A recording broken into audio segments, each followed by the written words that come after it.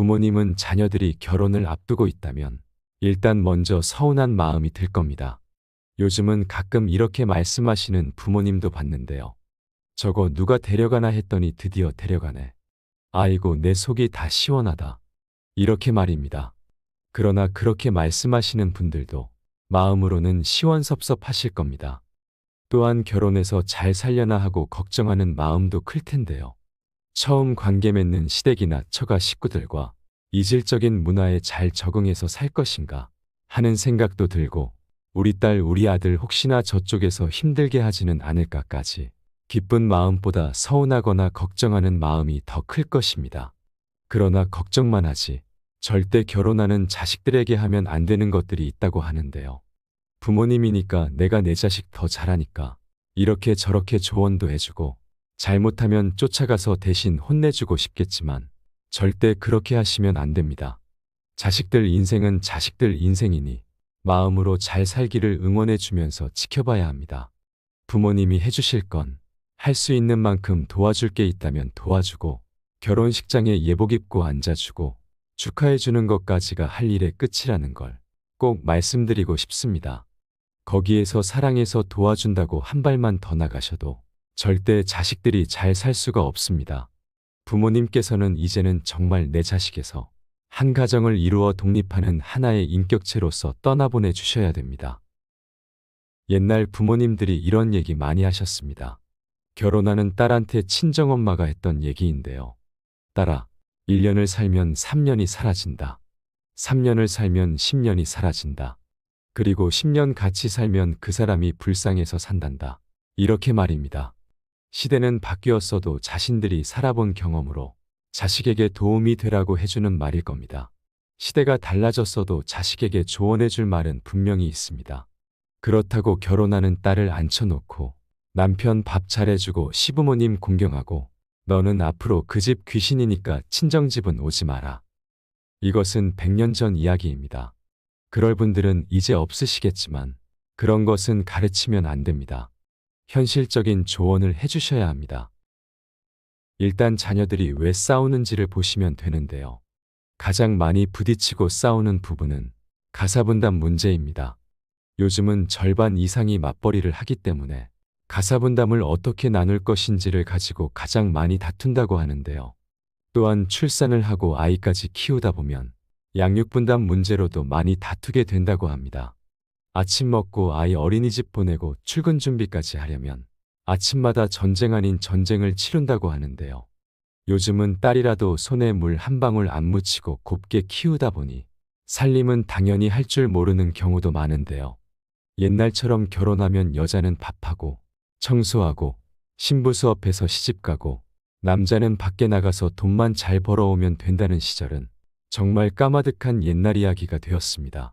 그래서 자식들이 결혼하면 가사분담도 반반씩 나눠서 하고 육아도 반반씩 하라고 현명하게 조언하면 되느냐고 하시면 절대 아닙니다. 그렇게 되면 그것 때문에 더 싸운다고 합니다. 반반씩 하기로 하고 배우자가 잘 안 지키면 더 많이 싸우게 된다는데요. 저도 결혼해서 살고 있지만 무자르듯 딱 반을 하라는 것이 현명한 것 같아도 사람 사는 일은 그렇게 만만한 일이 아닙니다. 그리고 하는 일에 따라 현실적으로 반반씩 나눠서 집안일을 하는 게 불가능한 사람들도 많습니다. 그런데 거기다가 딱 반씩 하라고 하면 더 싸울 수밖에 없습니다. 그러면 어쩔 수 없이 양보할 건 양보하고 타협을 해야 합니다. 그래서 이렇게 말해주시면 좋습니다. 가사분담은 반반하면 제일 좋긴 하지만 시간 되고 여유 있는 사람이 조금만 더 해라. 일 때문에 늦게 오는 사람도 참 힘들 거야. 딱 이 정도만 얘기해 주시면 충분합니다. 그러면 자녀들이 마음이 편해질 겁니다. 아이고 세상에, 김서방이 어디서 너같이 귀한 애를 데려다가 고생시킨다니. 너 같은 애를 데려간 김서방이 배가 불렀다 배가 불렀어. 뭐 때문에 매일 늦게 들어오고 집안일도 안 도와준다니. 게다가 딸이 직장도 괜찮고 월급까지 많이 벌면 지가 얼마나 번다고 돈도 별로 못 버는 주제에 귀한 우리 딸 데려다가 떠받들지는 못할 망정 내 딸을 부려먹는다니. 이런 말을 친정 부모에게 매번 듣는다면 자기 편 들어주는 부모가 엄청나게 고마울까요? 그리고 남편과 계속 같이 살고 싶을까요? 절대 같이 못 삽니다. 이건 자식 편들어주는 사랑이 아니라 자식 이혼시키는 지름길입니다. 절대 하시면 안 됩니다. 반대로 아들 결혼시키는 부모님도 마찬가지입니다. 결혼하고 아기까지 있으면 이렇게 말해주세요. 아들, 애 보는 게 얼마나 힘든 줄 알기나 하니. 어차피 너가 도와준다고 하지만 애는 엄마가 주로 봐야 하는데 일이 좀 바쁘고 힘들어도 일찍 들어와서 집안일도 좀 하고 애랑 좀 놀아주고 그래라. 이렇게 말입니다. 지금은 바로 이렇게 현명하게 말해주는 것이 필요한 시대입니다. 또한 결혼하고 다투게 되는 이유는 한 가지가 아니라 동시다발적으로 여러 가지 이유로 다투게 되는데요. 그중 하나가 양가 경조사 문제, 양가를 언제 방문할 것인가로 많이 다투게 된다고 합니다. 요즘 젊은 여성들은 시댁에 제사가 많다면 안 가고 싶어 한다고 합니다. 양가가 똑같이 조상을 모시는 문제에 대해 공감대가 있으면 괜찮지만 어느 한쪽은 종교적인 문제로든 어떤 이유로든 제사를 지내지 않는 경우에 이것은 더 큰 다툼의 원인이 된다고 합니다. 그래서 우리나라 단골 뉴스가 있죠. 명절 후에 이혼율이 급격하게 늘어난다는 뉴스입니다. 이것이 바로 이런 상황을 단적으로 보여주는 예가 될 텐데요. 며느리 입장에서도 일하느라 아이 키우느라 정말 바쁜데 제사까지 챙기는 것은 정말 부담이 된다는 겁니다. 그래서 요즘 우리나라도 명절 제사를 없애기도 하고 제사를 최대한 줄이는 방향으로 바뀌고는 있습니다. 이런 며느리를 보는 시댁에서는 감정의 골이 깊어지면 너희 집은 그렇게 하니 그렇게 하라고 부모님이 가르쳤니 대체 무얼 배워왔니까지 정말 가슴에 비수를 꽂는 경우까지 있다고 하는데요.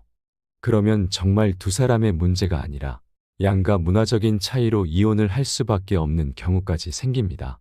재판 이혼하는 경우에 아들 쪽 부모님이 오시면 주로 하시는 말씀이 며느리가 제사 때 한 번도 안 왔다고 정말 괘씸하다고 한다는데요. 오기 힘들다고 해서 제사를 5번 해서 2번으로 줄여졌는데도 안 왔다고 화를 엄청 내신다는 겁니다. 조상을 잘 모셔야 자손들이 잘 된다는 뼛속 깊은 유교 사상이 아직까지 많이 남아있는 우리 한국 사회에서 제사 때 한 번도 참석하지 않는 며느리를 곱게 봐줄 시댁 어른들은 없을 듯 한데요. 그러나 시대가 많이 바뀌었고 결혼을 한다면 무조건 참석해라. 왜 안 하니라고 화만 내기보다 자식들의 행복한 결혼 생활을 원한다면 며느리 될 사람에게 우리 집 제사는 이러이러하니 와서 음식을 많이 하라는 것은 아니니 꼭 참석해서 모이신 어른들께 인사 정도는 해다오. 이런 양해를 구하는 게 현명한 방법이라는 겁니다. 또한 다른 일정은 몰라도 명절은 양가 어디부터 가야 할지에 대한 문제로 많이 다툰다고 합니다. 이것도 룰을 정하시면 좋습니다. 어느 한쪽이 양보를 해준다면 고마운 일이지만 요즘은 예전처럼 당연하게 시댁부터 가는 문화도 많이 사라져가고 있으니 추석과 설날 번갈아 가면서 가든지 아니면 제사가 굳이 없다면 처가부터 가는 것도 양보하셔도 좋겠습니다. 그러나 어떻게 합의가 되든 이런 사소한 일에서부터 갈등이 빚어지지 않도록 하는 게 좋습니다. 올해 우리 집은 2번밖에 안 갔는데 왜 자기 집은 5번이나 갔어? 그러니까 올해는 우리 집에 3번 더 가야 돼. 안 그러면 나도 자기 집에 안 갈 거야. 이렇게 애들 장난 같은 말로 싸우는 부부들도 많다고 합니다. 생각보다 정말 심각합니다. 다 큰 성인이 맞나 싶을 정도로 사소한 걸로 싸운다고 합니다. 딸이 결혼해서 아이를 낳으면 손주 봐준다고 친정어머니께서 가까이에 살면서 돌봐주거나 아예 몇 년간 함께 살면서 아이도 봐주고 집안일도 도와주는 경우가 많은데요. 그럴 때 장모님은 사위가 내가 도와주니까 당연히 엄청나게 고마워할 거야 라고 생각하실 텐데요. 고맙습니다. 맞습니다. 그러나 싫어한다고 합니다. 조금 충격적이신가요? 며느리가 시어머니를 싫어한다고만 생각하셨나요? 사위가 장모님을 싫어하는 비율이 압도적으로 더 많다는 사실이 저도 좀 충격적인데요. 고마운 건 고마운 거고 자주 방문하시거나 집에 오래도록 함께 지내는 걸 정말 싫어한다고 합니다. 그러니까 아무리 애 봐준다고 생색을 내면 안 되고 딸이 친정엄마만 자주 만나고 시댁 부모님께 소홀히 하면 마음의 앙금으로 쌓인다고 합니다. 만약에 딸이 고생하는 게 걱정돼서 도와주신다면 내 딸 도와준 걸로 끝내셔야지. 사위한테 도와준 걸로 대접받으려고 하거나 고마워해야지 라고 생각하면 서로 불편하고 서운해질 수 있다는 걸 기억하셔야 합니다. 사위들이 애봐주러 장모님이 와 계시면 집에 들어가기가 싫다고 한답니다. 내 딸 위해서 도와주는 거지 사위 위해서 도와주러 온 게 아니라는 걸 아셔야 하고, 사위는 불편하고 싫을 수도 있겠다는 걸 섭섭해하지 마시고 어른이니까 너그러이 이해해 주시고 배려도 해 주셔야 합니다. 시어머니가 애를 봐주고 계신 상황이라도 마찬가지입니다. 시어머니도 내 자식 위해서 손주 봐주시러 오셨지. 며느리가 너무 예뻐서 며느리 위해서 봐주시는 게 아니라는 것을 생각하면 이해가 될 겁니다. 자녀들이 결혼해서 독립된 가정을 온전하게 이루어 가려면 가장인 사위의 지위도 인정해 주셔야 합니다. 요즘이 어떤 시대인데 사위가 우리 딸한테 잘해야지 이렇게 생각하시면 절대 부부가 행복하게 살 수 없습니다. 어떻게 살든 부부의 일입니다. 부부가 문제가 있더라도 부부 문제이고 부부가 해결할 것입니다. 당장 쫓아가서 단판을 짓고 해결해 주고 싶은 마음이 굴뚝 같더라도 참으셔야 합니다. 부부 사이 일은 부부만 안다고 하잖아요. 우리도 그렇게 살아왔습니다. 사위든 며느리든 완벽하게 행복하게 해줄 수 있는 사람도 배우자뿐입니다. 이제 다 커서 결혼한 자식, 부모가 행복하게 해줄 수 없다는 걸 인정하면 마음이 편합니다. 부모님은 잘 커서 독립한 자녀에게 무엇이든 바라거나 기대하면 서로 불행해진다는 걸 인정하셔야 합니다. 다음은 죽을 때까지 이혼하니만이 가장 많이 싸우는 문제가 바로 돈 문제입니다. 이것은 자녀들의 문제일 뿐만 아니라 우리 모두의 문제인데요. 돈은 너무 많아도 문제고 너무 없어도 문제입니다. 많은 게 뭐가 문제냐? 돈다발이나 맞아봤으면 소원이 없겠다고 하시는 분들 많으실 겁니다. 그러나 돈이 많은 것은 분명 좋은 일이지만 관계에 있어서는 또 다른 싸움의 씨앗이 될 수 있는 것에는 분명합니다. 월급 봉투를 받아서 아내에게 갖다 주고 용돈을 타서 쓰는 경우에는 그것으로 어떻게든 알뜰살뜰 살았는데요. 요즘 부부들은 놀랍게도 어느 한쪽이 갖다 주고 어느 한쪽이 관리하는 경우도 있겠지만 그렇지 않은 젊은 부부도 많다고 합니다. 일단은 부부 공동의 생활비 통장을 만들고 부부의 월급을 거기다 넣고 그런 후에 각종 생활비, 공과금, 보험료, 대출, 이자 등을 내고 이렇게 공동으로 관리하는 경우도 있고 부부가 한 달 생활비를 계획하고 월급 비율대로 통장에 넣고 나머지는 각자 알아서 사용하고 서로 관여하지 않고 쓰는 경우도 있습니다. 그렇다고 마음대로 쓰는 것은 아니고 각자 투자하거나 그런 것에 있어 관여하지 않기로 결정을 딱 하고 시작한다고 합니다. 그런데 이런 경우라도 합의한 대로 굴러가면 좋은데 어느 한쪽이 잘 모르는 곳에 투자해서 큰 돈을 잃는다거나 과도한 취미생활로 돈을 다 탕진했다거나 도박이나 술 등 유흥에 빠지거나 이렇게 헛돈을 쓰는 경우가 발각되면 이제부터 내가 관리할 테니까 돈 다 내놔 하는 문제가 생기고, 또 하나는 자기가 알아서 관리한다고 했지만 얼마가 모였는지 전혀 공유하지 않고 내 돈은 다 생활비로 쓰고 자기가 번 돈은 자기가 관리한다고 하고서 혹시 시댁이나 친정에 다 쓰는 거 아니야? 이런 의심이 들기 시작하면 이제부터 어디에 얼마 썼는지 다 공개해. 이런 말이 오가게 되면 감정의 골이 깊어집니다. 그래서 누가 관리하든 최소한 1년에 한 번쯤은 어떻게 사용하고 있는지, 어디에 얼마나 투자되고 저축되고 있는지 공개할 필요가 있다는 겁니다. 이럴 때 부모가 미리 걱정된다고 돈은 이렇게 관리해라, 이렇게 투자하는 게 좋다더라, 이런 말은 절대 하시면 안 됩니다. 먼저 살아온 경험에 비추어서 얘들아, 요즘 생활비는 이렇게 저렇게 분담한다더라. 그런 부분은 미리 정해두는 게 좋지 않겠니? 그래야 나중에 싸우지 않는다더라. 이 정도만 얘기해 주시고 절대 이 부분도 간섭하면 안 됩니다. 마지막으로 요즘 부모님들한테 의존적인 마마보이 마마걸들이 많다고 하는데요. 부모들이 다 알아서 해결해 주다 보니 본인들의 문제임에도 불구하고 의사결정을 못하는 경우가 있다는 건데요. 부부간에 사소한 문제만 생겨도 그렇게 부모님한테 물어본다고 합니다.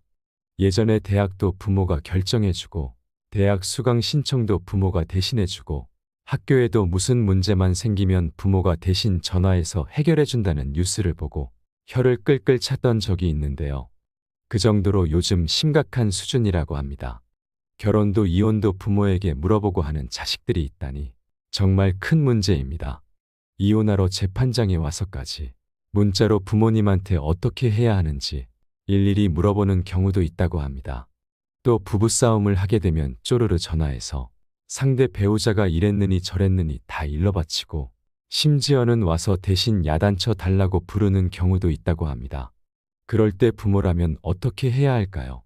자녀의 부탁이니 새벽이라도 택시 타고 쪼르르 달려가서 부부를 앉혀놓고 혼내야 할까요?